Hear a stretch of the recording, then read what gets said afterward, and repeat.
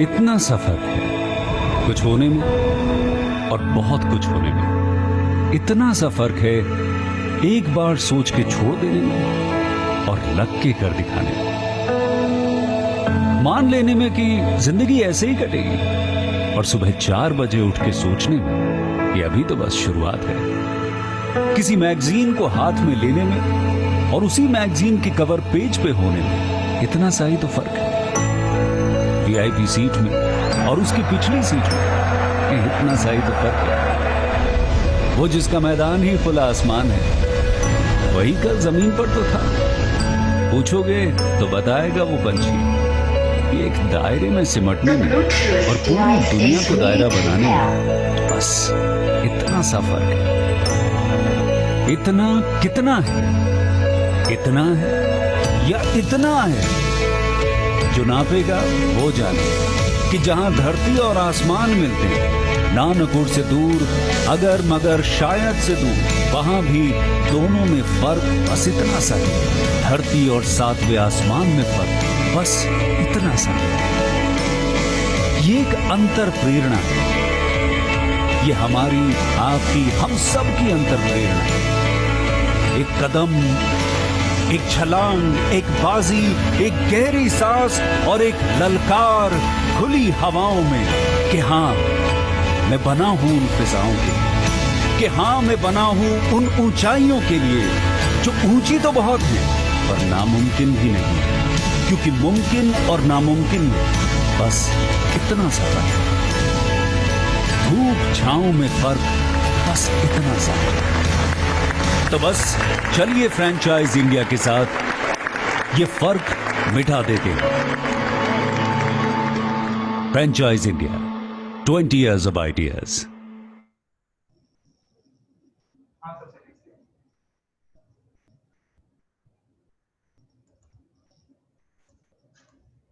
Good afternoon, one and all. Franchise India, the brand which was established in 1999, helping all the international and national brands, assisting them for their expansion with all our offices which are present in 70 plus cities. We are helping all business buyers to get their dream brands from us. We welcome our panel member, Mr. Gaurav Maurya, who is the founder and chairman at Franchise India Group, along with our second panel member, Ms. Sonia Chaudhary. She's the MD at Franchise India Brands Limited and director at Remax. We have introduced poll for you guys. We request and encourage all of you to please give your polls to us. Today, our panel member will definitely talk about the brand and they will set the industry prospects for all of us. The brand of the day today is Alcoy. And we have the founder and the director, Mr. Nitin Mehta, presenting his business proposal with us. Alcoy, a brand which is known and which is well established, known for its contemporary door and window solution. Thank you so much, Nitin, for joining us today, sparing time and talking digitally to all our investors. Over to you, Nitin. Good afternoon, everyone. Nitin, you can share your screen now.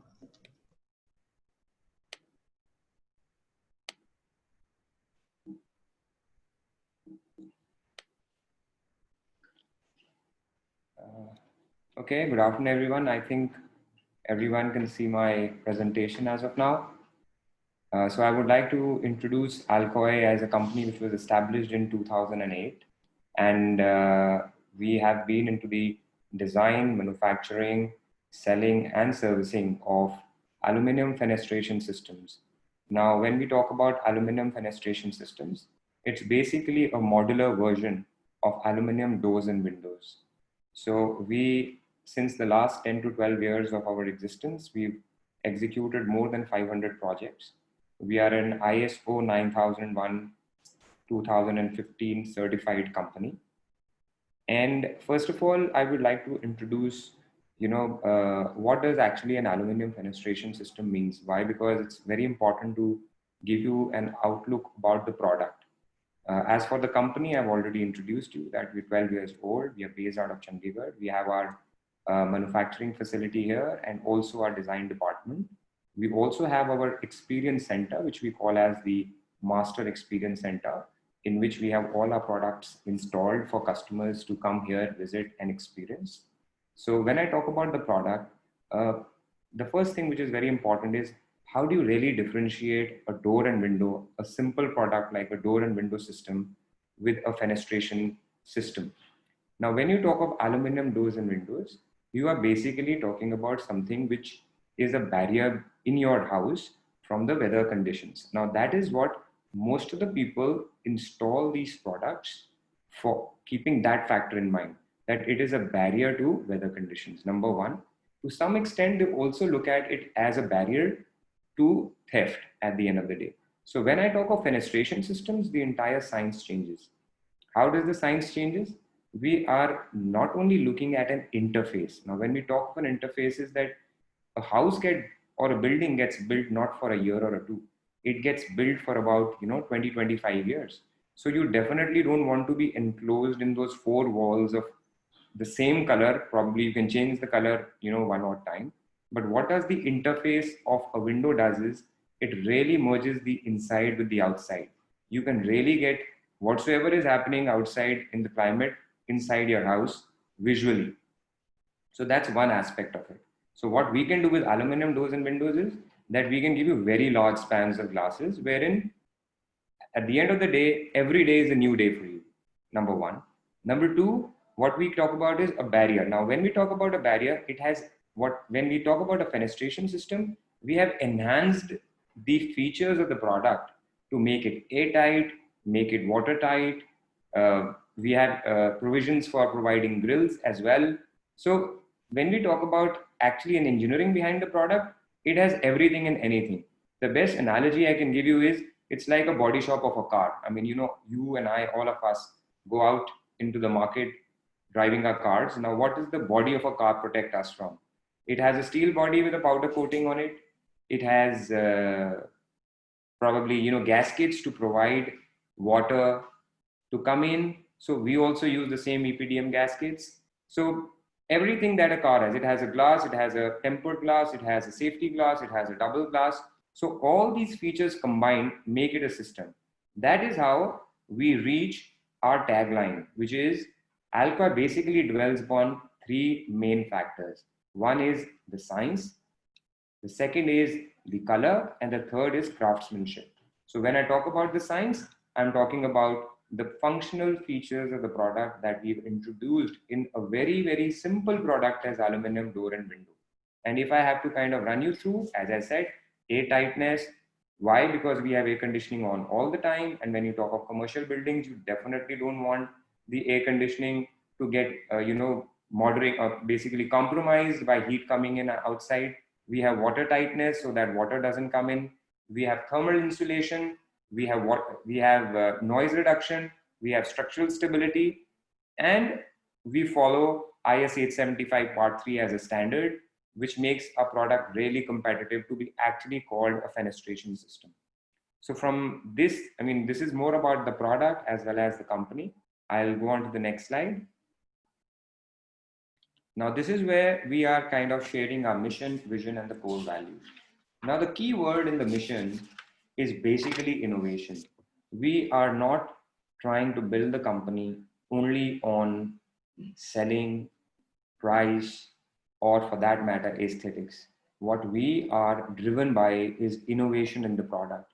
Because if there is no drive towards innovation in the product, we would have still been selling just doors and windows. Not a fenestration product, not a system. So when we say that our mission is to pursue innovation, we are actually talking about a lot of R&D and designing capabilities getting every day in and out into a product. Now, everyone must be aware of the product just being used for opening so that ventilation can come in, bigger glasses so that interface can be good. But let me give you a peek in the future. These windows these days are becoming as large as 20 feet high as well. For farmhouses that we do, they're very large windows. Even for a smaller size of a window, which is 8 feet height by 4 feet height, not many people know that the window weight goes up till about 50, 60 kgs or 70 kgs, up to 200 kgs as well. So a peek into the future would be what we are trying to do is we are trying to embed security systems in our windows and also trying to build upon automation in the product. Why? Because at the end of the day, the window is also acting as a security guard. So why not have an embedded security system in it? Why not if it is heavy for our children, why not have an automation tool to kind of run it? So, this is just a peek in the future. India is a little bit far from these kind of products, but yes, even the basic product that we have really built it very strong and with all the functional parameters that are possible. Now, when we talk about the vision, here basically our vision is that the product should be such that it keeps the environment safe and we do not damage it in any which ways. That is why aluminum as a product, as a material, is a green material. Why? Because it is infinitely recyclable, number one. Number two, when we talk about glass, again, it does not really affect the environment.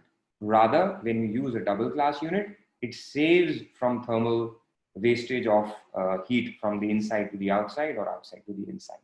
So more to do with the fact that we really want to be environment friendly company and build our products for sustainable habitats. Now, when we come to the core values here, our core values are as clear as I can state it, that our first priority is always the safety of our employees and the channel partners that we work with. Why? Because yes, come what may, this product does carry some safety precautions to it. Why? Because we have glass that we are dealing with.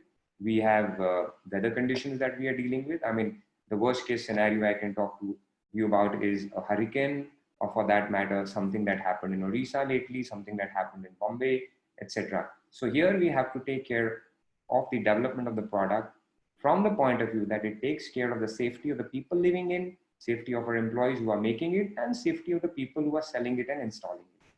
So this is all for me from this particular slide. I'll just go on to the next slide. Now, this is my favorite slide. Why? Because it really talks about the unique selling point. And this is where, being a salesman and being 12 years in the industry, I have tried to sell the product on price. I've tried to sell the product on aesthetics. But you know what? These are not really USPs. Why? Because if you want to go down from 100 to 90, there is always another person to go down to 85. If you want to sell the product on the beauty aspect of it, beauty can always be copied. I mean, makeup is very common. So the biggest USP that we presently are developing, and we've already been very successful on it, is selling the product on its performance parameters. You do not want to buy a Mercedes knowing that it has no airbags. I mean, and the vendor may say, okay, I'm ready to give you a 10% discount or a 20% discount. So here, what we have seen, when an Indian consumer is building his house, he is basically looking at an aspirational value. Now, when there is an aspirational value to the product, at the same time, he is not ready to compromise with the safety of the product. So I'll go one by one with whatsoever we mentioned here. Unique systems concept, I have actually explained it to you in my first introduction, but having said that, I'll just quickly go through it. Now, when we talk about the system, as again, it basically consists of design of the product, wherein we try and include more and more features. It consists of a specialized know-how. Now, this specialized know-how comes from experience. After having done so many projects and having read and participated in a lot of exhibitions, we exactly get to know closer for what the customer is actually looking at.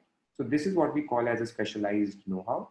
And then the machineries and the profiles and the accessories are designed to build a product which basically takes care of the customer's requirement, whether it is large span windows, whether it is heavy windows, whether it is, probably, multiple configurations that would come in. So the best part about it is that we are so expansive in our product range that we really cover 90% of the market in terms of the requirement. Again, an analogy. So why do we feel that this is really a selling point? I'll give you an example. I mean, a few years back, when we used to build our house, like when my family built a house, they bought wood, they got a carpenter, and the carpenter did his job.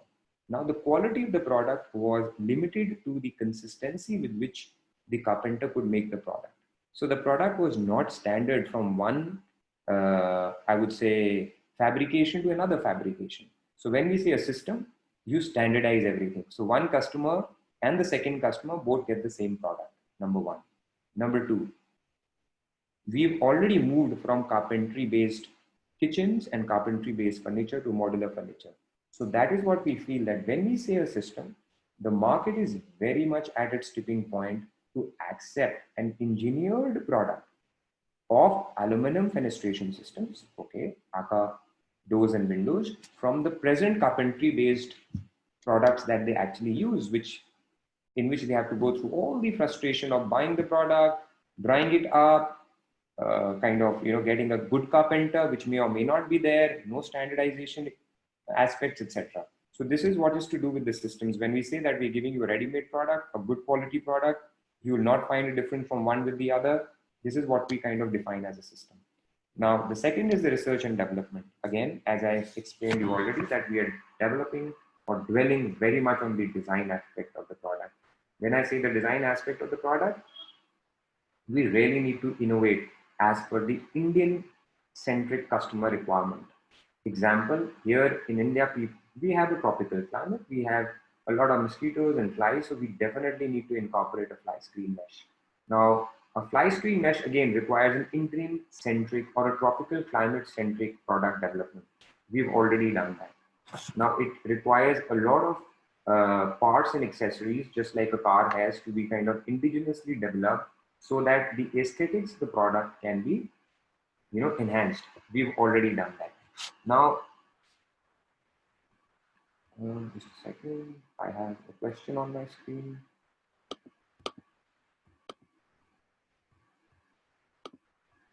Okay. Now, the best part about design is, or the research and development is, you can actually change the benchmark of selling. How do I say that is? I mean, for many of us, a good salesperson is someone who has good communication skills, who has good product knowledge.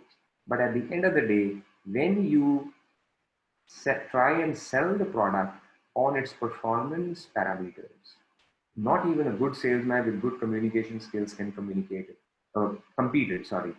Why? Because safety, structural design is something that every company needs to have in its pocket to kind of convince the customer that we are selling you a safe and a structurally sound product. So this is where you can beat the competition. Howsoever good the salesman may be, you actually have changed the benchmark or established a new benchmark of selling by following the design parameters as your selling person rather than you yourself speaking about it. This is what we do when we get design from architects. We give them the calculations basis which the window is safe or unsafe. Mind you, we are dealing with glass here. It's very important to do all these things. This has helped us a great mile to kind of convince the architects and become their partners. Why? Because architects are aesthetic people. They are looking at engineers to do their job. When you give them these calculations, they definitely fall for it because they have now in their back of their mind someone who would help them realize their intent, the aesthetic intent, the visual intent into an actually realized product. So that is what is the importance of research and development or selling on design parameters. Then the wider segment of the customer and market, this is where we spent a lot of time. Why? Because most of the competitors have single product for the Indian market, but Indian market is so diversified. I mean, considering the culture and the population that we have an entry-level customer who's building a basic dwelling for his living, and we have someone who's building a farmhouse. So we have 5 product ranges, which covers the entry-level product to the most high-end premium applications, just like a farmhouse or a villa or etc. Now then we come to the price competitiveness. What does really make us price competitive? Now till date, we have been actually working as all-in-one company. We design our products, we manufacture our products, we install our products, we do site management, and we do servicing as well. Now, when a customer is dealing with you, he definitely wants someone who has understood the end-to-end requirement of his site. And an architect also wants to deal with people who have understood the end-to-end requirement of their needs, and that particular person individually or through his team does the execution at site. Now here, since we are doing all in-house, this is where probably, we get our price competitiveness from. We are really not dependent on too many people. Now, this is where we are also trying I always say, franchisees are basically channel partners. So when I say partners and not dealers, we are really thinking of them as partners. Now we know a product can be divided, our type of product can be divided into two parts. One is a hardware, one is a software. Now we are super confident about the hardware. We've spent a lot of design time, we've spent a lot of manufacturing time, we spent a lot of, marketing time in understanding what the customer needs, and we've developed a very good product. Now, servicing and selling is what I call as the software of our industry. Why? Because it's not important how good a product is, but how well it is being sold and how well it is being serviced is very important. This is where we still are very confident of maintaining a price competitiveness by dividing the job in two parts. Hardware, which the company wants to take care of. Why? Because it wants to give a consistent product to the customer. But we want to now localize our services. We want to build local channel partners where they understand the culture of the city or the culture of the town. They understand the customer preferences, and they are able to build a confidence with the customers in a better way than us when we are sitting maybe miles away from them. So that is all about price competitiveness. And when you say value for money, as I said, we've not really dwelled on one product. We've developed about 5 products. And when we say value for money, we are not those kind of foreign companies which we have to pay any royalties to any foreign firm. As a new initiative, we have also lately started very aggressively to indigenize all our parts that we use in our product. Just like, again, as I said, a car company, you buy very good cars in India, and all their parts are localized. So this is what we are also trying to do, so that we maintain a value for money proposition to the customer. So that is all about the USP aspect of it. I'll go to my next slide, which is about the financials now. Here, what we try to kind of bring forward to you is a revenue breakup of our different kind of products. So majorly we have about 5 products. One is AluFit. AluFit is basically a fixed and a casement window. AluBuild is an entry-level sliding product. AluLite is a premium sliding product, and Skyline or a Sky series that we have is a super premium product line.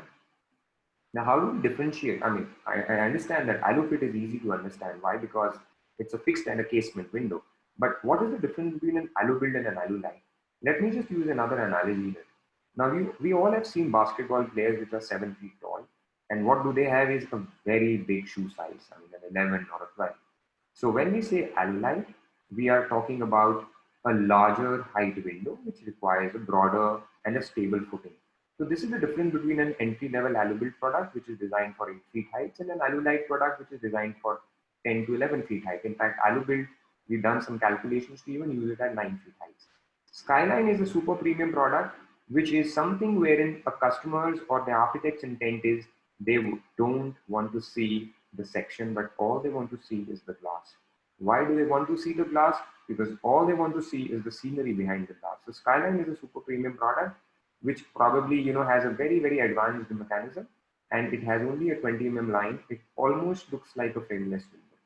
Now, when you see the breakup, you'll see that 50% of the segment is with AluLite. Why is that so? Now, that is because ours is a premium product, and a premium customer definitely wants to pay for quality because he's looking for aspirational value, and the quality shows in the product that he is using. And AluBuild's maximum market is mostly builders, renovation jobs, etc.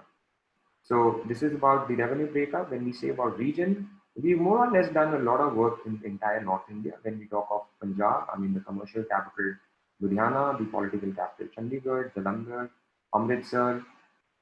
We are very active in in Delhi, NCR region. We've done a lot of projects in Gurgaon, Noida, Central Delhi, outside Delhi.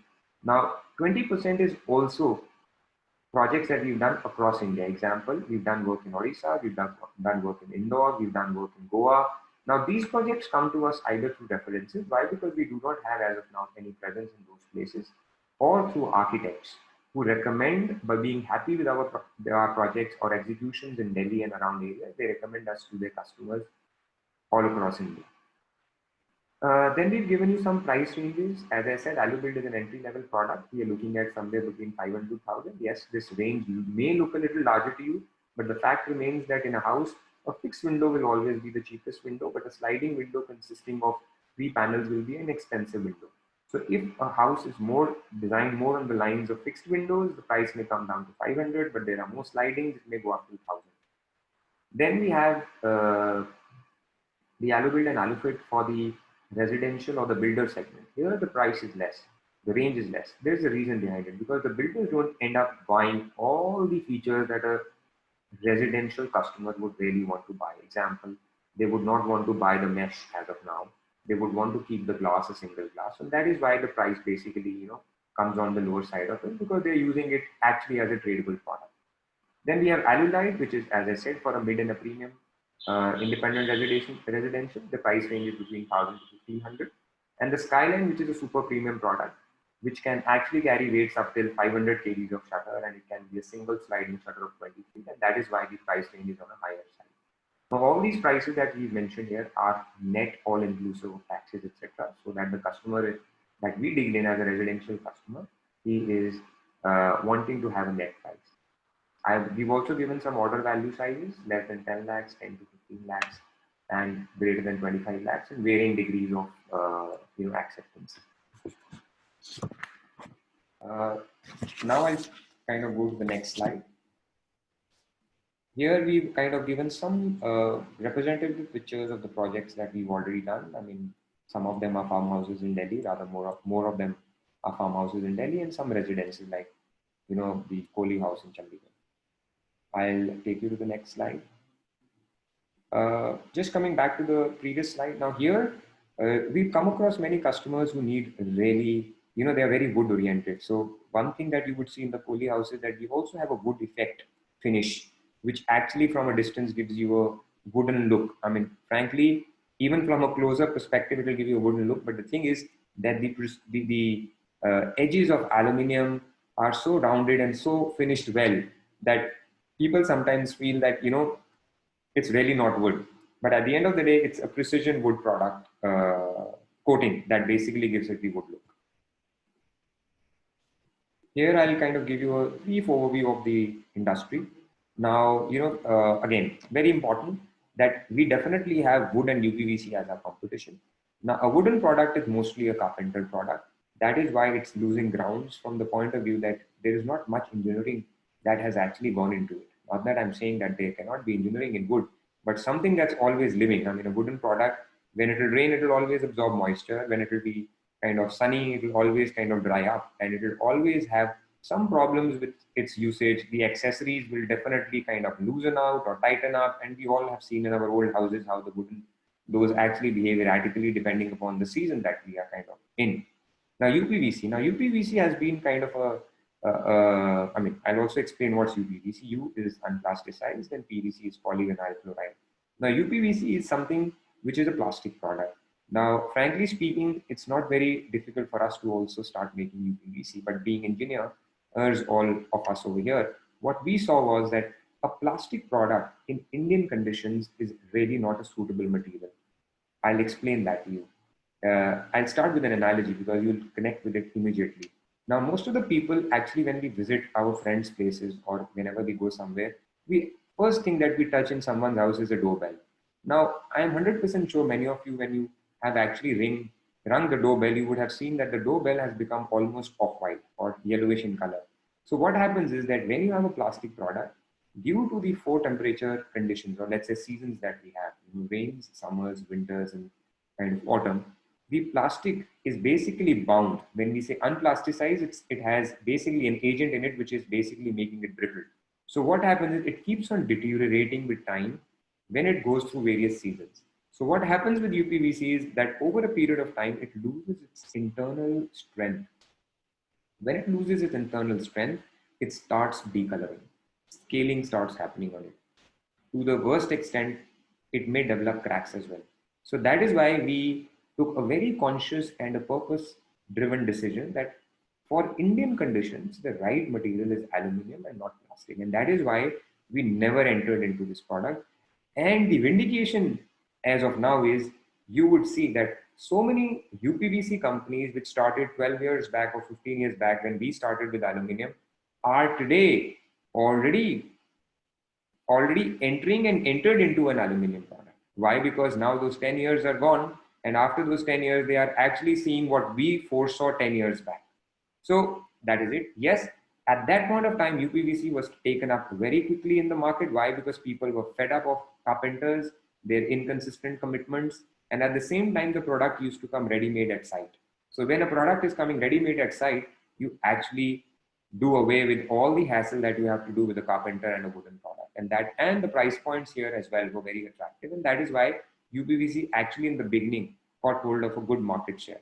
But definitely we are again, I mean, that's a foresight again. We are very confident that times to come, since aluminum, since the past 50 to 100 years of Indian heritage, when it started using aluminum, material has never had a problem. The engineering had a problem. Now we've given that missing link, which is the engineering to the aluminum product. And we do foresee that this is going to again get back its market share from UPVC.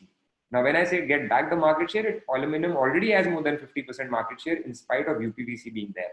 But whatever UPVC has taken up, definitely considering Indian conditions, tropical climate, aluminum is also going to take back that as well. So now again, windows, yes, 55% is aluminum, and then storefronts.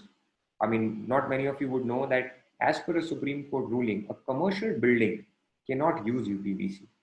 I mean, you must have seen some people who are resident of Delhi that DLF, the biggest developer in Gurgaon, actually changed the entire facade of its buildings from an aluminum composite panel. It was not because of aluminum, but the composite plastic that was in it, that it had to be taken off because of some fire in Dubai in the last year's New Year season. And the Supreme Court gave a strict ruling to take off all plastic products from the facades of the buildings.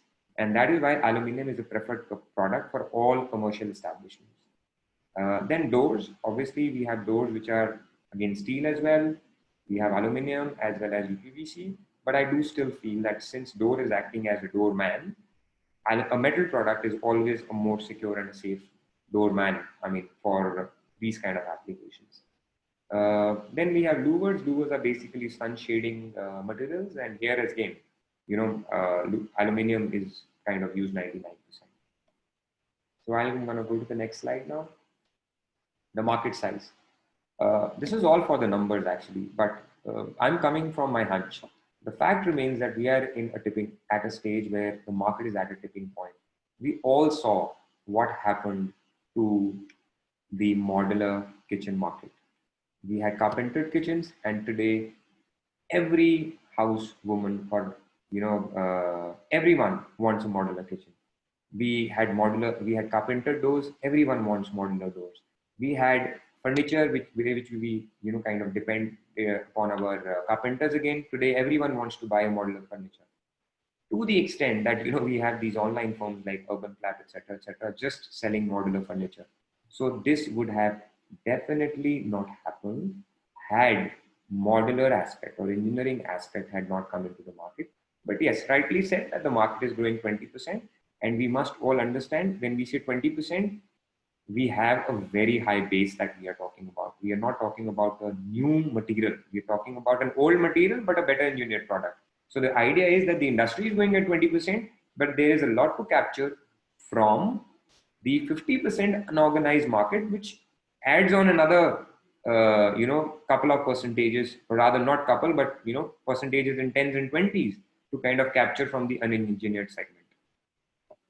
Then we have something to do with the overall framing market. And this is what I've already explained to you, that how aluminum, wood, and all these things kind of, form a composite. These are just numbers to what I said. So we'll go on to the next slide now. Okay, this is something to do with the opportunity with respect to the real estate potential. Yes, we all know India is kind of more and more population is moving towards the middle class segment, and they have more disposable incomes in their hands. We definitely know that when people have more disposable income and more disposable money, they definitely want to live better. And that is how the urbanization increases. When urbanization increases, obviously you have better residential I would say real estate developing and commercial places developing. Why? Because foreign companies would definitely come into India. And then climate change in India, definitely we are moving from kind of, I know I can't relate it to Corona, but for that matter, because winters have nothing to do with it. But when I talk about climate, yes, we've had the worst of hurricanes, etc., which happened day in and out, and people definitely want to protect themselves from all these kind of things. And again, huge opportunity in times to come. Why? Because more and more penetration in tier 2 and tier 3 cities will definitely and is bound to happen. I'll go on to the next slide. Now the growth strategy. Here, I mean, yes, here we've kind of lined up our rollout strategy. We're looking at 3 phases in about 3 years' time. And in the first phase, we want to actually capture the phase we are the strongest in. I mean, the territories where we're the strongest in. When we talk of Punjab, Chandigarh, Haryana, we have a very good penetration in the architectural segment. So, I mean, I would tell you that here, influencer is a very important person to sell the product. Now, influencer we mean by is architects, builders, project management consultants, etc. So when we talk of influencers, we can kind of guarantee that maybe 90% of the architects, the premium ones, definitely would know of our brand name in all these places, in even kind of Delhi. Now I'm talking about the premium residential segment. That is where we've been more active. Uttar Pradesh, yes, we've done bits and pieces of work. We've done work in Kanpur. We've done work in Agra. So yes, this is where, and now this work was basically in reference from Delhi-based architect. So this is where definitely we are looking to expand. Rajasthan, Madhya Pradesh, we worked in Indore. Uttarakhand, we are already working in Dehradun. Jammu and Kashmir and Himachal Pradesh, on and off, we keep on working. So these are the kind of territories that we are looking at. And rest we're going to follow in the second and the third phase. I'm going to move on to the next slide now. So now this is something to do with the financials. This is what something we are looking at, what the channel partners would have to kind of invest in, what kind of a return on investment that they'll be looking in. Now here, if you would see that we've divided the proposal in 2 parts. One is a 250 square foot store and the other is a 500 square feet plus 800 square feet of warehouse. Now here, I would like to specify now, the market is basically divided into 2 parts. One is small ticket sales. Now, small ticket sales are, example, I have an apartment and someone wants to kind of cover his balcony. Now that's a small ticket sale. Why? Because the property is already developed and you basically are looking for expansion or extension or an addition of a bedroom in your place. Or you would probably, want to have an office where you want it to be airtight, watertight, and you want to reduce noise and you want to buy a door or a single fixed window, etc.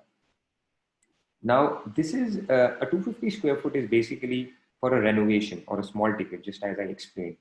Customers, these are retail customers, walk-in customers. They may or may not have an architect. Why? Because they definitely are very sure about what they need. Either it's their office or covering the balcony. So there is not too much of a design aspect that they are looking at in terms of their interiors. So they basically either are replacing their old window or adding something to kind of, add on to their bedroom. And now, the apartment. So I'll give you an example. When every market has one glass guy and one aluminum fabricator. So this is where we are tapping onto those guys that, we should be, as I said, in my previous slides, we have 5 products, an entry-level product as well, and also a value for money product. So this is where we are trying to kind of focus and approach customers who are using an unengineered product, because ultimately, it's going to be their office. Ultimately, it's going to be a part of their residence. So why to compromise on insulation and noise reduction, etc. So this smaller format store is basically for that segment. Now the larger format store, which is 500 square feet plus 800 square feet of warehouse, is basically a semi-premium to a premium segment, where the most of the selling has to happen through influencers. When I say influencers, it's mostly the architects. And when I say architects, definitely they are building houses which are, 100 yards, 200 square yards to probably 1000 square yards, or even bigger, like farmhouses. Now there, the display area has to be larger. Why? Because the product range is also larger. In a 250 square feet or a smaller format store, it will be basically only the alu build that will be kind of presented and proposed for customers to buy. But in a 500 square feet, we would want to give out our entire range from Alulite to Skyline for kind of catering to customers with varied needs, basically. Why we've added a warehouse? Because we do feel that, when you go in for premium applications or fabrications. Now, some windows are as large as that they cannot even be transported in a truck. So we probably have to kind of, send them or transport them in a semi-knockdown condition, which can be assembled in the warehouse of the channel partner, and that is how he can kind of, further sell it to the customer. I can also brief you about the infrastructure cost. Now, when I say 5 lakhs for 250 square feet and 10 lakhs for the other, it's basically a display center cost that we are looking at. We basically want a very homogeneous look to all our centers wherein people can relate to it. I mean, just like you would walk into an Airtel showroom and you would find all of them the same. So a smaller space has a 5 lakhs budget for interiors, and a larger space is about 10 lakhs space for the interiors. Now, the equipment here we are talking about is for a smaller format store, very small type installation equipment. I mean, may it be a hydraulic drill, may it be a laser measuring tape, etc., and consumables which probably are required for installation, servicing, etc. Maybe some spare parts. Why? Because let's take an example: a glass breaks, and suddenly the customer is paranoid, and you will not have enough time to get back to the company to get some spare parts. So this is what we've included here. In a bigger setup, obviously we have 10.5 lakhs for the very reason here for assembly. There will be a kind of a assembly table, hydraulic compressor, a couple of other things be required for assembling and handling the product. Business promotion and stocks. This is more to do with local promotions as well as some samples that you guys would need to kind of sell. And then we have the franchisee fee. Now, franchisee fee is basically a cost that we are incurring, and something that I want to kind of back it up with is that everything and anything that we kind of take from you guys would definitely be reinvested in strengthening the product, standardization of our systems, marketing of the product. We also would guarantee that once someone kind of connects with us, we will handhold him at least for a year with our own sales team to kind of make them comfortable in selling. So this is what we are looking at from here. The average ROI, definitely it can go up till as 35 to 40%, but frankly, a lot of hard work would be required. Why? Because some of you guys would be new, so you would have to kind of build, other than the north, from frankly, build a good hang of the architects, their expectations, customer preferences, etc., and the payback period. So I think that is all about it. And I think I would kind of open the floor, or let's say the session, for question and answers. Thank you very much from my side.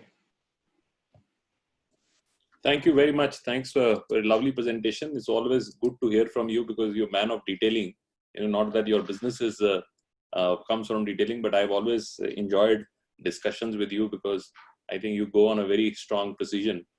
It's a fabulous industry, and that's why we wanted to invite you, because I think both from a market penetration viewpoint, the change of consumer preferences, and the things which you talked about, that the things which can come from what I call the safety, the aesthetics, and also I think the way the new architecture would be designed. I think the conventional and primitive fabrication of wood windows and doors and other solutions would not be there.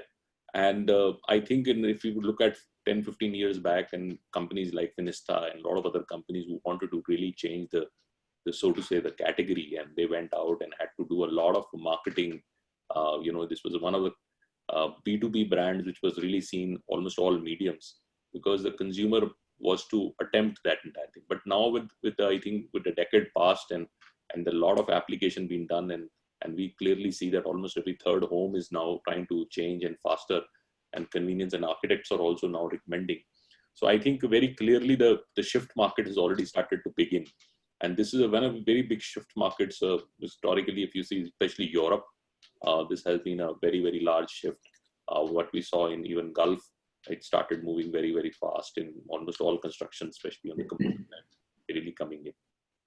And with now this, and also to our audience, that they have been essentially a direct sales business. Fundamentally, they have been a very strong engineering company. The engineering company had a very, very few sales kind of initiative, which they would go, or architects would reach out to them because of their quality or good references. And the business historically has been coming to them. And that's where the good word has spread over. Only, I think, a couple of months back on my meeting with them and understanding, we felt that there was much bigger opportunity to really capture a larger marketplace where we can also go and create a retail business out of that. And almost every company from even the glass companies or fitting companies like Dorma or likes of them, they were eventually for giving people eventually their experience of what product can do for them, they create the retail offering. Now, retail offering, as they've mentioned, about there are two parts to it. One is obviously which we come from smaller jobs, which are more refurbishing jobs, which you refurbish something at your home, or you want to do some extensions or places like that. There's a lot going on, especially in, I think, in cities like Delhi or places like that, where people have balconies and they sometimes cover that balconies and add a room and things of that nature. And the second side is more institutional work. Institutional, again, is where a customer is an architect or a contractor or even the end user plays an important role. But there also is a larger institutional orders where there is a tendering and do that, and the company would participate in that. Now let's go deeper into the business modeling. What would we say would be the average ticket value, and for a kind of job works that needs to be done? And let's go on a little bit of a smaller model. If somebody opens up a small retail business, and I feel that that's very, very scalable. This can go to all markets. I mean, Delhi alone can have maybe 100 units and still would thrive because the demand side is such like that.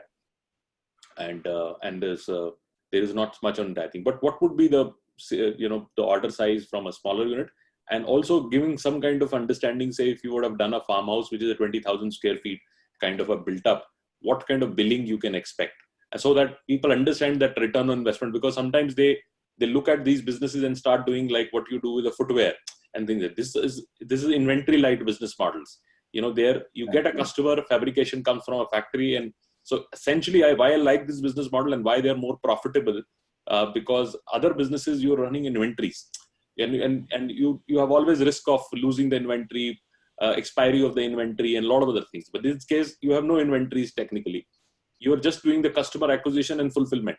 Correct. And the business is so beautiful that even if you have invested, and the inventory businesses, essentially you are based on how much inventory you do, you can do a turnover. For example, if you have, say, 50 lakh rupees inventory in fashion store, the best you can do is 3 times of that sales. So that's it's always about inventory to sales. It's all stock to turnover ratios. But in this business model, without having inventory, you can do 5x of business or 20x of business, depending on how aggressive you are in the market and how you're going to acquire the business. Okay. So in terms of what is the kind of business size we can really see, and where do you see the volumes coming from, and both formats, and what kind of ticket value one can really see? Should I start? Yeah, please. Yeah, okay. So, I'm personally very keen on the small ticket sales segment, for the very reason, the best part being that none of the competitor companies have actually tried to touch that, because it is so heavily unorganized. Number one. Now, why am I keen is, I'll give you an example. Even these days when we have Corona, we definitely wanted, everyone worked from our homes, right? So we definitely wanted, there is some space in our homes which can kind of, cut the clutter of the probably, kids shouting at the background, etc., etc. So that is where many people who probably, in my friendship circle called me to say, yeah, I just want to change my one room into my office. So when I say one room into my office, they want to kind of cut the entire clutter. Example, even a pressure cooker clutter that's happening at the back end. So when I say, let's take an example. How much is a normal size of an aluminum door? I mean, most of the people, when they can go back to their houses and check, it will be either be 7x3 or 8x4. So when I say 8x4, it's 32. When I say 32 on an average price point of 500 rupees a square feet, you're talking of about 35,000 to 40,000 rupees of a door, basically. Now this is very competitive to what you would do in a full-size wooden door as well. At the end of the day, considering the carpenter will come, you'll go out in the market and buy the product, etc. So we can start from anywhere between 35, 40, 50,000 to, okay, now I'm 100% sure when someone goes and buys, he definitely is not looking at a door, but he's actually looking at the entire size of the window that he wants to replace. So when you add on to it, so the average ticket size normally I am looking at is about 1 lakh for tier 2 and tier 3 cities, but in tier 1 cities, the average ticket size definitely goes up to about 2.5 lakh rupees, considering that their houses are larger, right? So when we talk about retail ticket, we are looking at anywhere between 1 lakh to 2.5 lakhs. Now, in this, in our experience, what we have seen is that when someone is locally placed in a market and he earns the trust of the market that he is in, I mean, then there are some small houses, 100 square yard, 150 square yard, probably, 50 square yard, where people do definitely come to the kind of channel partner to give them a quote of the entire house as well. Now the house is small, but at the end of the day, we've seen the ticket size going up till 5 to 7.5 lakh rupees.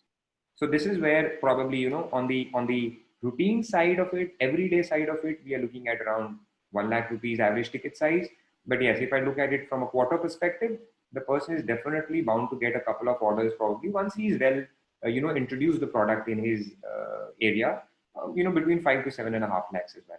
Now, this is to do with these guys which are the small ticket sales where, the marketing is more on trust. Why? Because they are not trusting the architect, but the person who's selling them. It's a walk-in kind of a thing. At the back of your mind, oh, that glass person is there. I might as well kind of, get my work done. Then the glass will break tomorrow. He is there to kind of, back me up, etc. Now, this is that retail segment. When I talk about, I would say premium retail or institutional, when I talk about farmhouses, now there, that segment is heavily influenced by the architects. I mean, in case someone is building a house, because it is from scratch, the demand or the requirement is basically consulted by the architect. Why? Because it's his painting. In his painting, he wants a certain kind of, color, basically. So when you talk about windows, 20,000 square feet of space, you should be looking at around minimum 5 to 6,000 square feet of windows. And when I say 5 to 6,000, we've already kind of, entered the premium segment. And when I say 5 to 6,000, on an average 1,000 rupees a square feet of a product, we're looking at a 50 lakh rupees of billing for that matter. So we've seen that our Alulite product basically starts from anywhere between 15 lakhs for a 200 to 400 square yards of houses and goes up till 50 lakhs for 2,000 square yards of houses or even sometimes larger. There is a third product which is a super premium product, which is a Skyline product. Highly technical. Why? Because it needs extreme precision in its installations. Now that segment is 3,000 rupees a square feet. Now that is basically only for high net worth individuals. If they are building even a 500 square yard house and we are looking at a 5,000 square feet of glazing, you can definitely look at a billing of about more than 1 crore. So I would kind of divide it not in 2 segments, but in 3 segments. One is the small ticket retail, everyday usage. Every day. I mean, I just want to kind of, walk into a market and I just see a super functional door, with gaskets, thermal performance, XYZ. I just want to kind of, buy it. In a week, it should get installed. Then we talk about the mid and the premium segment houses, wherein you probably building a 500 square yard house. Like example, 500 square yard house is approximately 5,000 to 6,000 square feet of construction. And you end up having 1,000 to 1,500 square feet of windows. Again, 10 lakhs to 15 lakh rupees of billing. Now, then there's the super premium segment where the area may remain the same, but because of the enhanced product quality or enhanced product feature in terms of its aesthetics, it becomes higher in value at 3,000, and the same thing may go up till 35, 40, 50 lakhs. So one off in a year, you may get those 50 lakhs plus as well, depending upon how well you are kind of, how well the influencer, the architect has confidence in your engineering selling skill. Because the expensive products don't get sold just on aesthetics and, word of probably, your good conversation skills. They're definitely looking at some technical features. Why? Because they're paying more. It's like buying a Honda and a Mercedes. I mean, it may be a car, but at the end of the day, you are definitely looking at features, security, safety, brand name, etc. So I would kind of divide it into 3 parts. Absolutely, very helpful. So now let's, I'll pick up maybe 2 small quick questions and then I'll pass it on to Sonia, because I think a lot of questions are coming in. We want to capture most of it. One is a lead time, so this order to execution to actually fulfillment, this whole cycle, what is the lead time which needs to be done? And if you want to really talk about the current capacities you hold to service the demand and what you currently have. And so over to you. So what is the lead time for fulfillment? See, for a new project, I mean, the new project requires a lot of site management before the actually window stage comes in. I'll give you an example. I'm talking about, I'm not starting from the small ticket retail. I'm starting from the second segment because that has been a forte till now. So I am kind of, I'll be better able to explain it going backwards from that. So when we talk about that, now what happens is when the house is getting constructed, we know the stage. I mean, when the customer is actually in the stage of finalizing his stone, that is where we probably, recommend that he should finalize his windows vendor. Why do I say that? Is that the stone basically laying takes about 2.5 to 3 months time. And that is the time that probably, we would require to kind of collect everything to kind of supply. Example, 1 month goes in the inventory that we kind of get. Why? Because everything is customized. Once the measurements are in place, we don't take more than 30 days to kind of fabricate the product and sell. Now here I'm talking about a larger size of a project. Why? Because when we talk about, 500 or 1000 square yards, definitely we are looking at about, 1500, 2000, 2500 square feet of kind of window area, and we have glass, etc., everything to do about it. So for a normal premium residence where the house is fresh under construction, we normally take 60 to 65 days from the date of order, or 30 to 35 days from the date of measurements. The first month, our site management team is with the customer, help them prepare the site so that the windows get installed properly. And in the meanwhile, our operations is taking care of the raw materials and the coloring. Now, when I talk of retail, yes, this is kind of an impatient segment. I'll be very frank. This is where someone is used to buying products off the shelf. When I say that off the shelf, unfortunately in India, we do not have any standardized sizes that goes into houses. Example, I would be very happy to kind of stock internally 7x4K doors, 8x4K door. But here what happens is that every house has a different size. So you can't stock. And then there are so many varied color options that the customer may kind of choose. So here what we are looking at is we are trying to develop standardization in the colors. Why? Because coloring takes a lot of time. So what we've done is we've kind of shortlisted 6 most selling colors in the market. Now, when I talk about these 6 colors, we have wood finishes, we have plain grays, we have whites. So the stock for these 6 colors we maintain in-house. Now here we want to come down to our delivery timelines to 15 days, basically. That's an idealistic thing we're looking at. And as of now, yes, we go upwards of 15 days, maximum up to 30 days, depending on whether it's 200 square feet, 300 square feet, or 50 square feet, or 100 square feet. So we are looking at somewhere around, ideally 15 days. Why? Because beyond that, the customer may not be patient. But at the same time, if sold well and advised well, we definitely have to tell him that there are some levels, water levels, plumb lines that need to be achieved. So 15 days would not be too long for you. Why? Because someone will be there at the site to kind of, advise you how the opening has to be, so that when the window comes in, because we don't do anything at the site, it's a 100% ready product. So we need to have one aspect at site wherein when the product comes, there are not enough gaps, because otherwise we lose our on a USP of, making it airtight and water. So that is to do with probably the lead time. Yeah, sure. And it can be very, very complementing business for people who essentially are already in some form of business in that. I mean, you say modular kitchen. So modular kitchen comes very close to what this business is. And that's one of the most successful franchise businesses. Why? Because again, inventory light model, and you are only on the customer acquisition. Ticket values are very high, hence your margins are very high. So even if you are able to service, say, 4 customers a month kind of a demand, then also you make a lot of money. So this is a very, very interesting business model. And I personally feel in the times of COVID and things of that nature, I feel that this opportunity would rank among the topmost opportunities available in the market. And I very rare say this because, I have a responsibility to represent multiple brands, but I would say because the opportunity is such that it is a very strong brand. So I would like now to Sonia to pick up and her comments and pick up some questions quickly. We're already coming to about 1 o'clock. So over to you, Sonia.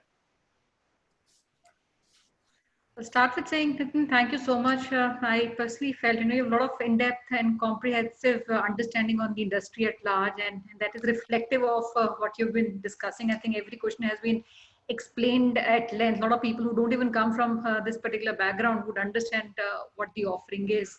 And I maybe echo what you said, the industry overall has gone through a lot of changes, especially in the last 20 years, where it came into prominence as a defined industry. And there are three important things which I would say which contribute to the efficiency of the solutions being offered, which is material, placement, and design. And these three things are important as they deliver, which you also mentioned in your presentation, is functionality, quality, durability, efficiency, performance, sustainability, and also aesthetics. And most importantly is the value, which remains the core of Indian consumption. India being a very value market or a price sensitive market, I feel value retail has always been the clear winner amongst all the formats. And one challenge which I feel the industry faces today, and which organized players like you have come to resolve and address, is that of standardization, which it needs, I would say very desperately, because there's need of consistent quality to be delivered on time. And most of the traditional unorganized players have not been able to deliver that, as it needs a lot of better technology and innovation to meet this requirement. I feel it's a good package of all that, and that's what my understanding has been. So I'll take up some questions which a lot of our audience have been asking, and we have tried to answer a few of them, but I'll still take them. And one of the questions I think was on the per square feet pricing, which I saw, and we saw that pricing. Now, does that pricing also include the installation charges, or that's over and above? No, the installation, I mean, whatever we mentioned in the presentation, we've tried to keep it net for the customer. So it includes the installation charges. Okay, and how much would that be if you add what percentage? Normally, just for a customer, I mean, just for someone who wants to kind of resell, the installation charges are close to about 5% to 10%, depending upon, I'll give you an example. When we talk of residential towers, which the builders actually buy, for the products for, the price point is around 400 to 500 rupees. But the installation charges in that case are kind of, about 50 rupees a square feet as well. Why? Because it includes carrying glasses to higher heights of, floors. But when I talk about the same thing, when we are talking about a premium residence or a residence where, the per ticket size of the product is more expensive, it goes up till 1,000 rupees a square feet, but the installation remains 50 rupees a square feet. So that is why I said it is 5% to 10%, depending upon the project that you are catering to. All right. Okay. Another question which I want to also understand, because a lot of people might not come with relevant backgrounds or experience, like consultants or architects or people already dealing in the modular kitchen. And somebody who's already in the business, maybe for them, they already have a ready customer base or subscribers who have been coming to them. What is your own guidance on the gestation period on an average, which a franchisee would have? And what kind of working capital do you foresee he needs to maintain at any given point in time, especially for the initial 3 to 4 months of time frame? Okay, I understood the second part of your question, which was the working capital. What was the first part? How long will it take for him to start getting business? Okay. So gestation for him. Now that's the best and the tricky part of our business. Number one, whenever there is an opportunity, not everyone can be prepared. So Right. that in itself is an opportunity, because others are not as prepared as probably you can kind of strive to be prepared for. So that's the best part. Why? Because I can agree and understand that many people would not be prepared for it. Now, as a backing up, we definitely have very strong training modules for our channel partners. Why? Because we use the same training modules for our sales team as well. Now, the target of our sales team is, or the target of our channel partner is going to be the target of our sales team as well. So we have very strong training modules. The very reason that we have asked the channel partner to build a display center will take away 70 to 75% of the headache of selling. Why? It's like selling a car again. I mean, you can see a lot on the advertisements, you can see a lot online, you can see the 360-degree model, but at the end of the day, you want to definitely feel the drive. So when someone walks into a store and which has been fancily done up, just like he would want to kind of want it in his house, and he's able to drive that vehicle, or let's say the window, with no qualms whatsoever, he is basically a sold customer already. And then when we are looking at this display center, we are also looking at putting lots and lots of technical information as a display card next to every window, so that they can understand. I mean, so to the extent that we are definitely going to provide them, either the architect or the customer, that in case your window size is 8x4, what is going to be the weight of the glass? How are we ensuring that it's going to run for 10 years? That's our 10 years warranty. We are definitely going to give them a structural calculation of how, under what speed of winds, it's not going to buckle. I mean, if I talk about Delhi, the maximum wind speed is 47 meters per second, and it proportionates to about odd, 150 kilometers an hour. So when you're talking of that, you are definitely talking of a very solid product. So the display center is going to be a pseudo salesperson. That's why we've insisted that that is what we want, because I am definitely, I'm a sales guy at the end of the day. And, soft speaking has been my forte from the very beginning. But what I realized was that everyone can practice that. But at the end of the day, something that needs to be changed in the industry is the benchmark for sales, which I said: design related sales, performance related sales. Anyone and everyone, when every data is in front of you and in front of the customer, in front of the architect, he has no reason but to kind of only evaluate it with the price that you are giving. Correct. So the training modules, which are very step by step, and at the same time, the display center definitely makes it a selling proposition.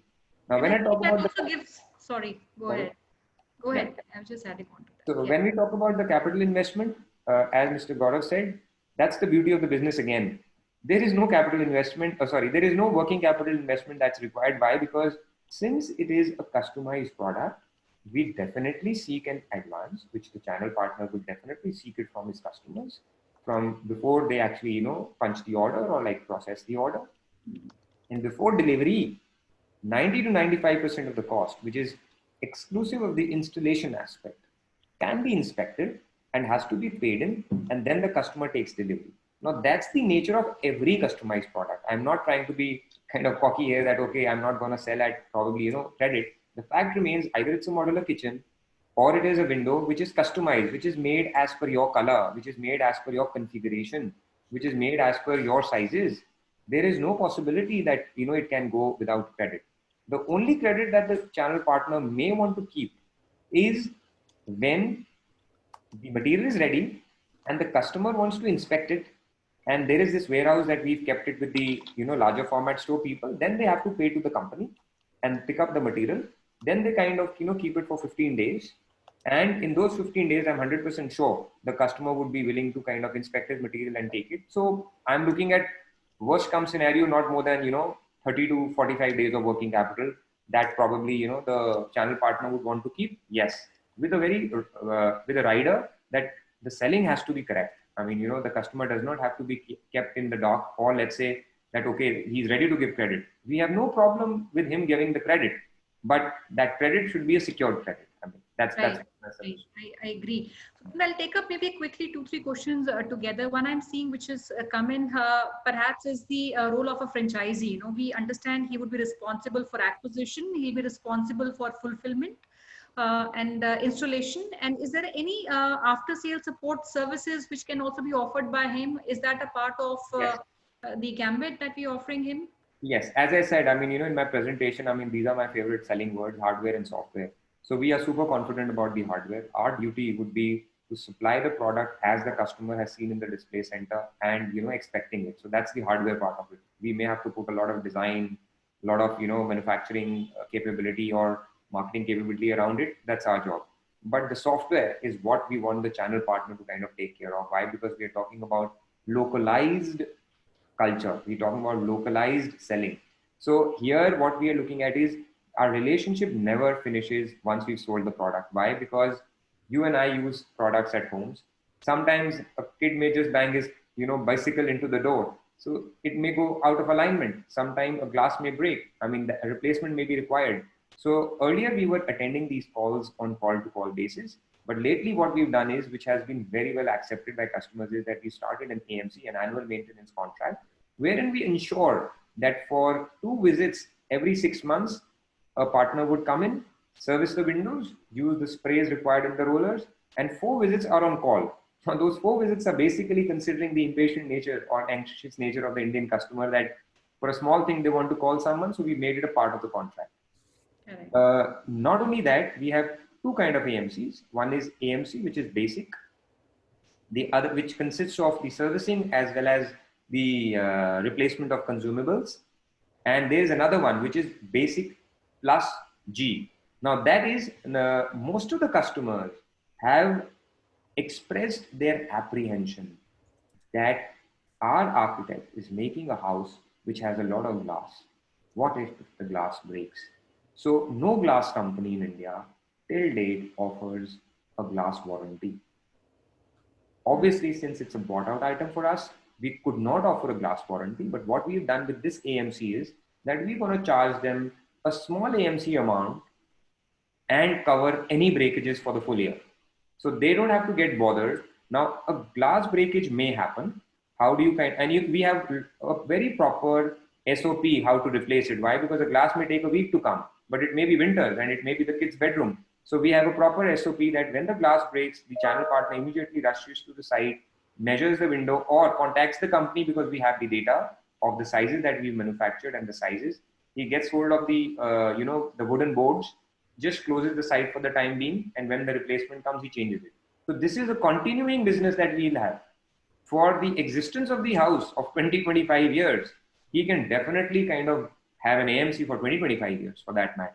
Mm-hmm. Now, the only rider here is that the product is so good that nothing goes wrong. So that's the only thing. But yes, I mean, the usage may require it to be serviced. Sure. Great. Then just one question last, which I'll take, because we did talk about the franchise opportunity and the model. I see some questions which are coming for manufacturing and distribution also. Is that something that we're considering at this point in time? One question, your focus cities as a priority. I see inquiries from across the country. Any focus cities that you want to talk about? I know where they're coming from. 99% of the competitor industry in aluminum, the companies that do the designing of the product, and they actually appoint fabricator dealers. Now these are the guys to whom they supply the raw material, they manufacture it, and then they also do the fulfillment part and take care of the services. Now this is not what we are looking at this point in time, and there are very clear reasons about it. We want to give in the beginning a very consistent product to the customer. I mean, if there are two twin brothers also, for that matter, they may have different temperaments. So supplying the raw material and getting the same product out of them, probably we are not very confident of as of now. And we have rather kind of seen that crack in the competition, that a very good brand, sometimes the architect is just not happy with the fabricator. Why? Because the consistency did not happen. Mm-hmm. So we want to take full responsibility of the manufacturing of the product. It helps us to also improve the product because the information related to any improvements kind of gets directly flowed into us. And what we are talking of is only the software, the selling, the site management, the servicing, etc. So as to give them, at the end of the day, customer should know that I'm going to get the product from the company and my local servicing is from my local guy. So that's why we are looking at, a ready-made product and not fabrication yes, as I said, if logistics is difficult, transportation is difficult, there we're getting the assembly tables wherein we make the product here, break it down into a semi-knockdown condition and then transport it so that smaller quantities can be transported. Otherwise, if I have a 10 by 10 feet window, it cannot be transported in a truck, in a full truck, because it will increase the cost. So I will definitely have to kind of, semi-knock down it, put it in a carton, or a wooden box and kind of send it to the channel partner who can assemble it and sell it. Right. And one question which is on the rollout, which are the priority locations at this point in time? So any cities that you want to mention as a priority for you to enter, or are we open at pan-India level? Frankly speaking, we are definitely open at pan-India level. But yes, having said that, we want to be very cautious because, this is the first time kind of we are rolling it out. So we want to use our strength-based area, which is the North India, as the first territory. Yes, we are definitely open to the areas where we've already executed works pan-India. I'll give you an example. We've done a very beautiful house in Ahmedabad. So we are very much open in Ahmedabad. Why? Because when the customer comes to buy, he definitely asks, कि आपने Ahmedabad में कोई काम किया है? Because it's a social security and safety aspect for him. So we've done work and the customer is very happy. So we are very happy in Ahmedabad. We're very happy in, getting a channel partner in Indore. We've done a beautiful house there. We are very happy to have someone in Kanpur, very happy to have someone in Lucknow. Even for that matter, Agra, we've done work. We've done work in Varanasi. We've done work in Orissa. Okay, we've done a very beautiful villa in Goa recently of a Delhi-based customer. So we are open to locations selectively where we've already done work. Why? Because we have something to showcase. So otherwise, it will be very difficult for the channel partner to kind of, convince the customer of the product, which there is no installation. Yes, the display center plays a role, but an actual execution of a house is different than the display center. I would say Delhi NCR would become the absolutely big market. Of course, yes. market in India, biggest market from luxury, all three products. Correct. And then you can also do a lot of institutional products and so on. So it's, I think, all three products, Delhi NCR is the market. If you just Correct. do NCR, it makes more sense. Correct. And the best part is that, in Delhi NCR, we've already done more than 100 projects. Made be Chhatarpur, made be Sultanpur, made be, everywhere, GK, XYZ. So I've been personally handling that market for over now about 6 years now. So most of the architects and the key, locations, made be, frankly, Aurangzeb Lane, Prithviraj Road, etc. We've mostly covered all the places where, we could have actually done work and we got opportunity in Delhi. Very interesting. And we like to set up anything in terms of one discovery day. We do discovery day where we qualify people, because between today, I think by the time in the evening, we get about 400 odd inquiries. We just to filter these inquiries and qualify them, and then set up a discovery day 6-7 days from now, where we can do maybe 101 more discussions, because a lot of people are asking comparative competition, pricing, go to market, because initially 3 months, how do you get the first few clients and things like that. So all these discussions would need more elaborate timing, which we encourage that post this discussion, which is also very elaborate in your case because you well presented that. We would like to take this one-on-one call, which is a date which fits you. It's an easy day for you where you can keep up. I'm actually fine. With a 2 days notice, because lately, the traveling is not much. So I'm fine. Okay, so we if this is suited to, and I think maybe 27th would be a reasonable day. What would be the day then? Thursday. Yeah, that's fine with me. So we'll keep 27th for our audience. If you really want to set up a one-on-one discussion, we'll do it on Thursday, and we will work on this from today. And we will also put some dedicated teams, one in Chandigarh and one in Delhi with us, to 2 senior people. To work on the account and continue to filter that. As I said, I know how much hard work you've done and built and invested into this. It needs a careful channel selection, especially when you are opening up channel now. Right. So any last words you want to have, or Sonia, you want to have for the panel? And Nitin can, I think post Nitin, I'll speak. Any message that you want to send to all the people listening? And we also have a live Facebook which is going on. Any message that you want to pass on to all the people listening to you? The last message, probably, I've exhausted my quota, but the last message would be probably, we are definitely looking at honest selling, and honest selling definitely comes with, honest partners. So that is what we are looking at, to build partners in the real sense of partners, not with the real sense of people who just get you sales. So we invite kind of, association with anyone and everyone who believes that we are actually at the tipping point of this particular industry, going from unorganized to organized segment, can actually build its faith that the company definitely means what it says, from the point of, changing the benchmark of selling from just, aesthetics and salesmanship to performance and calculations based, design based. And definitely we're going to handhold you guys till the end. We're not looking at one-off relationship. Thank you so much, Nitin. I think that's very well summarized. And for all the viewers, we also have this webinar on our Facebook Live, because I saw a lot of people wanting to go through a lot of information which they might have missed in the initial slide. So you can go to Franchise India Brands homepage and check. And we like to filter all the profiles which have come in. I understand there are many questions which we have picked up, and some we have tried to reply, but we could not take all these questions together. And I would request that you share your profile and your location on our hotline number. That makes us help and evaluate all your profiles and locations you come from. So I repeat, 27th of August is the day that we like to have one-on-one meeting with Mr. Nitin Mehta. And I would like to have one of our members from Chandigarh, Abhishek, who would rather speak to all our people who have come on the webinar. We'll select the profiles and we'll bring to you, Nitin. And with this, I'd like to thank all our people who have joined us. Over to you, Gaurav, for your final message. And then reach out to our hotline and share a little profile, because a lot of times people are reaching out. We're getting almost like hundreds of messages every single day. And directly, Sonia and I am monitoring these numbers. And I think very difficult to predict when you don't send your full detail. So business is a very long-term decision. It needs your investment, of brand's investment, even Franchise India's time investment. We are more than happy to go through this journey with each investor who's very serious about it. But you need to really share your profile a little more so we can intelligently go to the brand. And I'm looking at Nitin's business and know the family and the kind of background they come from. They're not just doing it for the sake of it. They have very long-term investments being carved on this. For them, it is more important that they understand why one channel partner to another one and why they're not impacting. And also because they're also connected in the industry. They anyway get a lot of people in the industry reaching to them because they say strategic. I mean, if I was in glass, I want to do the other part of the fabrication also. So it's very important that there should be a compelling reason why you versus any other person should be interested in that brand. So franchising, I always believe, is more selection than sales.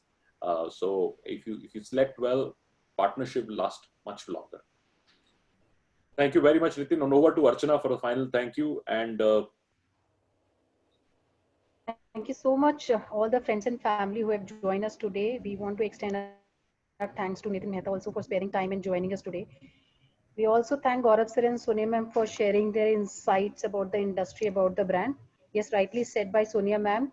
You can see all the recorded version of this particular webinar and rest of the webinar which we have concluded on the Facebook page of Franchisee India Brands Limited. That's the site where you can go and you can watch all the previously done webinar. Do share your feedback, suggestions, request, inquiry at our business hotline number, which is 97176 83838. We will book your slot for Discovery Day on 27th with Nitin. Please connect with Gaurav sir and Sonia ma'am at their respective LinkedIn IDs. That's the information on your screen. But before you go tomorrow, we are inviting you for 93rd edition of Business Opportunity Over series.